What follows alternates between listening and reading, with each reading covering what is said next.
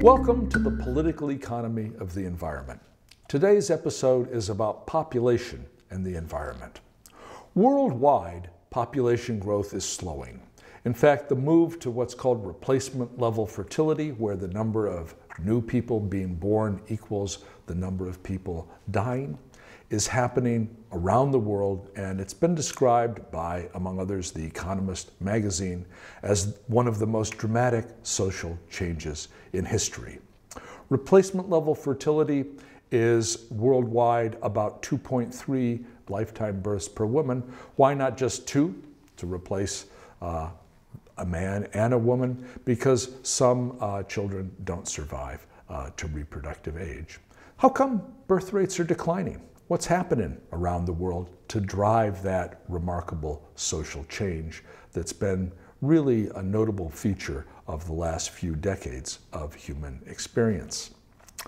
Well, to think about that, one needs to think about the motives, why people have kids, as well as how they can limit the number of kids they have. One of the motives for having kids, especially in predominantly agrarian societies, is that children serve as a source of family labor. And their importance as a source of labor declines as per capita incomes rise, as development proceeds around the world. A second thing is that children provide a source of old age security. And as incomes rise around the world and societies develop, their importance as a source of old age security declines. We start to have social security systems, for example. A third reason, and this is a really potent one in terms of the demographic changes, is that as infant mortality declines and child mortality declines, people don't need as many kids in order to make sure that some survive to adulthood, among other reasons for family labor or old age security or any other reason. You don't need to have as many kids if you're more confident that they're going to survive. Another reason is that in many societies, traditionally, people really wanted to have boys. The sons were the ones who would take care of them in their old age. The sons were the ones who had opportunities to bring in a lot of family income or significant family income. And over time, as incomes have grown and societies have developed, the extent of that preference for sons has diminished. Another reason is that access to birth control has gone up. People's ability to limit their reproduction, if they choose to do so, has increased. Women's control over their own bodies has increased. And finally, women's education and employment opportunities have gone up. And in fact, this again, like infant and child mortality, turns out to be a really strong predictor of fertility levels. As women have greater opportunities to work outside the home, raises the opportunity cost, as economists call it, of staying home and raising more children, they tend to have fewer children. So for all these reasons, birth rates are declining around the world. What are the effects of population growth on the economy and on the environment? Well, there are some negative effects, and the way that's often summed up in kind of crude terms in popular discourse is more people means more mouths to feed. And there are also positive effects, and the way that sometimes is summed up is more people means there are more hands and more brains to produce more. People not only consume, they also produce.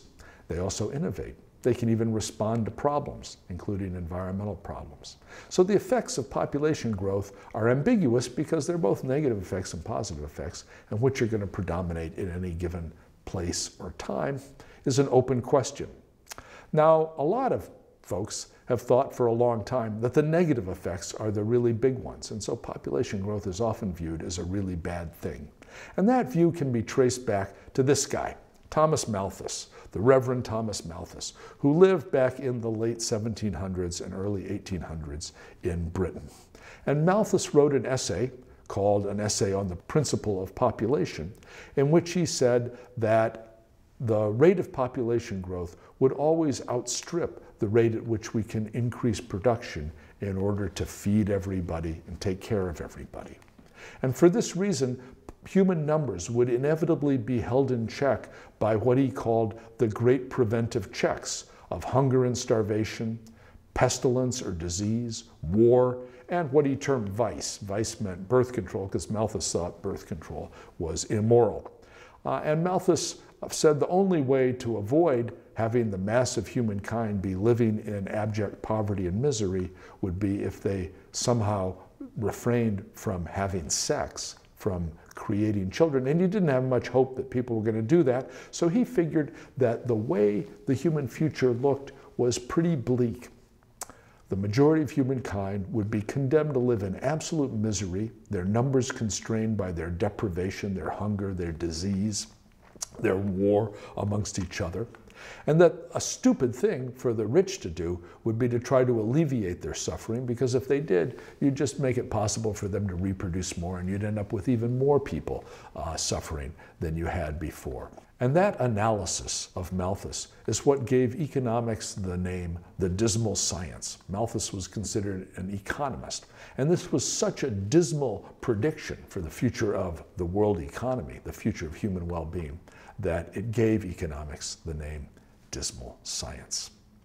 To think a little bit more about what's really happened since Malthus's time, let's think about how population growth affects food per capita, one of the great preventive checks in Malthus's view of the impact of population growth.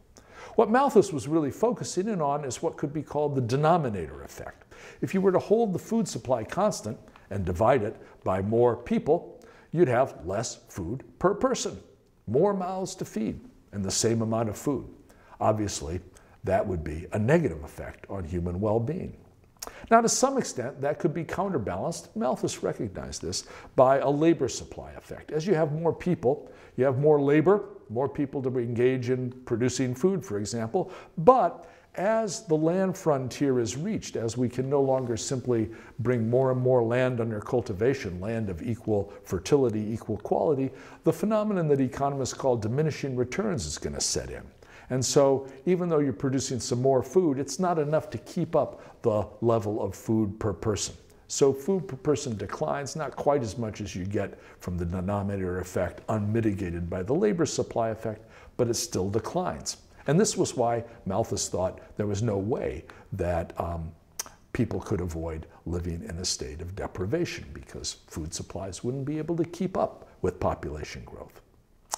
The third thing that can happen, and population growth can contribute to this, is technological and institutional changes.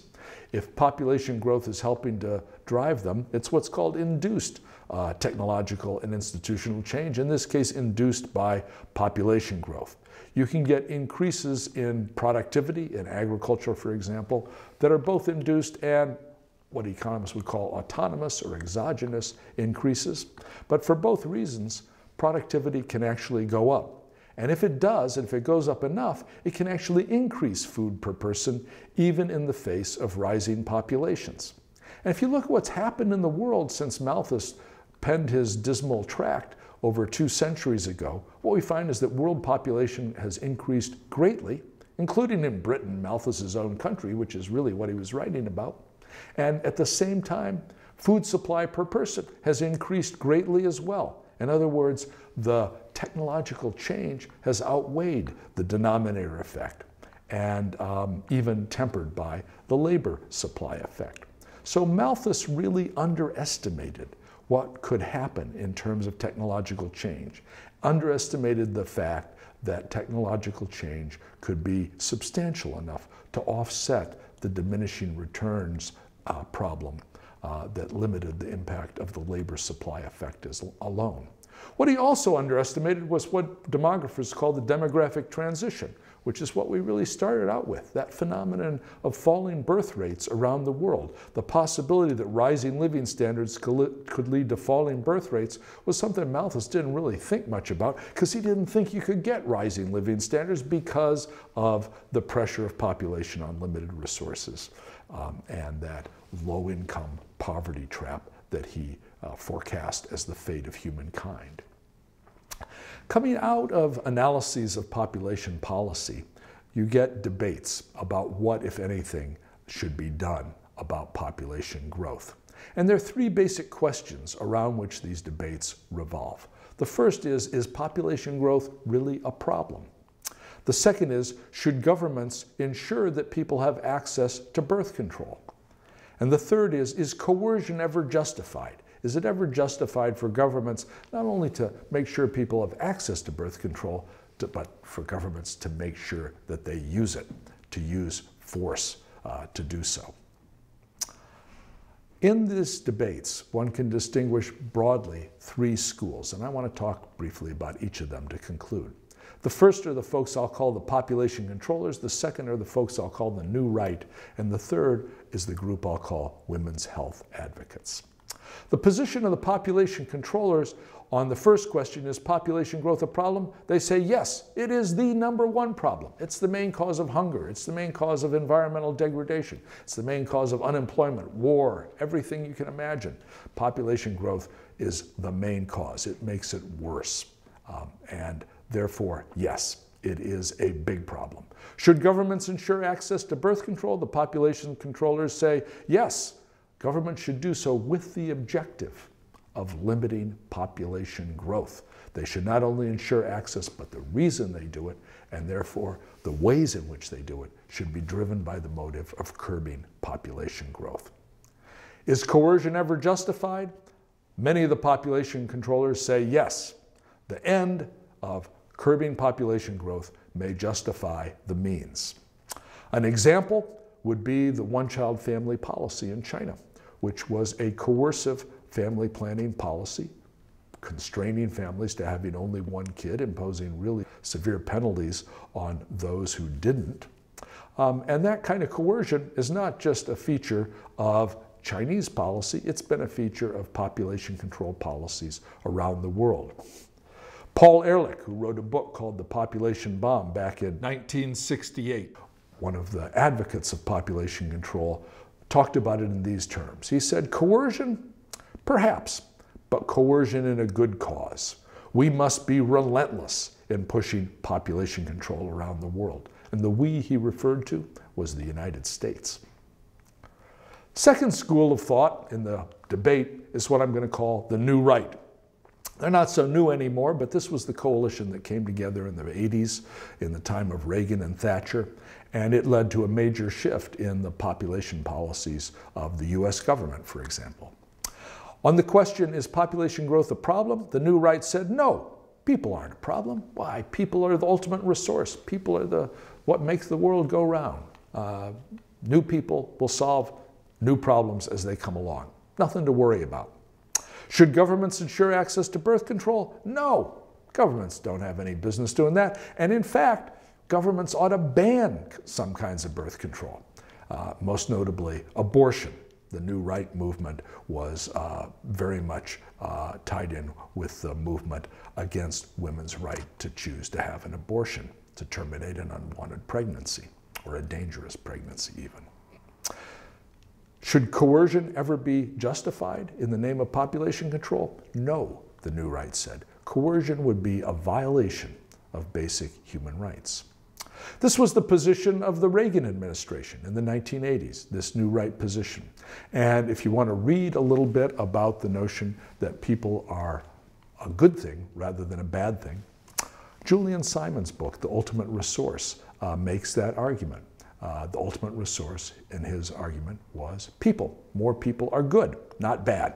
And that provided part of the intellectual basis for this position in the debate that I'm calling the New Right. The third group, which in certain respects occupies middle ground between the extremes of the population controllers and the New Right, are the women's health advocates. On the question of is population growth a problem, their response is, well, it's not the main problem. It can exacerbate problems in some times and places, but it's not the main problem. It's not the main reason for hunger. The main reason for hunger is that food isn't equitably distributed. There's plenty of food per person in the world. The problem is not that there's not enough to feed everybody. The problem is that we don't distribute it in a way that ensures that everybody gets fed. In particular, people who don't have enough money can't typically access food. Is the government role to ensure access to birth control? The women's health advocates generally say yes, that women have a right to decide when and if to bear children. Women should have control over their own reproduction, over their own bodies. Now notice that when they talk about ensuring access to birth control, they're not talking about it as a means to the goal of reducing population growth. They're talking about it as a means to the goal of ensuring reproductive freedom. It's a fundamentally different objective, and therefore it can lead to different decisions about how governments should ensure access. Is coercion ever justified? The women's health advocates, at least most of them, say no. On this point, they agree with the new right. They would argue that coercion violates basic human rights. When we say women should have control over their own reproduction, or people more broadly, what we're saying is that people should be able to decide if they want to have children, how many children they want to have, but they should also be able to decide to have children and how many children to have.